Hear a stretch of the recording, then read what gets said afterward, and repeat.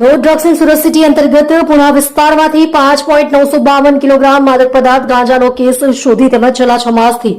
Saroli police સ્ટેશનના 17.14 kilogram ગાંજાના કેસમાં નાસવત આરોપીને પકડી પાડતી પુણા પોલીસ ટીમ સુરત શહેર police inspector Shri VM Desai તથા પોલીસ ઇન્સ્પેક્ટર શ્રી આરએચ મોરી તથા પોલીસ ઇન્સ્પેક્ટર શ્રી જે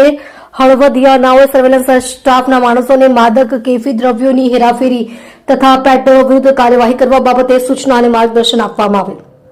જે સૂચના અને માર્ગદર્શન અન્વયે સર્વેલન્સ સ્ટાફના પોલીસ ઇન્સ્પેક્ટર ડી.કે. બોરાણા તથા સર્વેલન્સ સ્ટાફના માણસો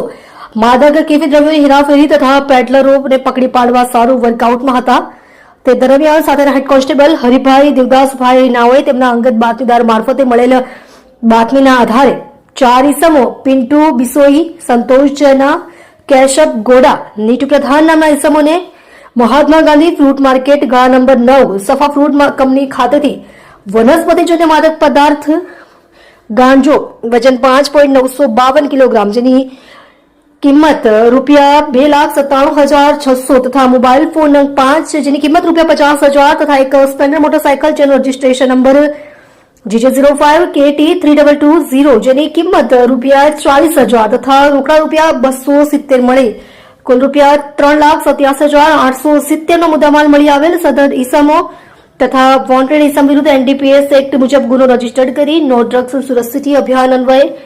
માદક પદાર્થ કેફી દ્રવ્યનું વેચાણ તથા હેરાફેરી તથા પેડલરો વિરુદ્ધ કાર્યવાહી કરવામાં આવેલ છે।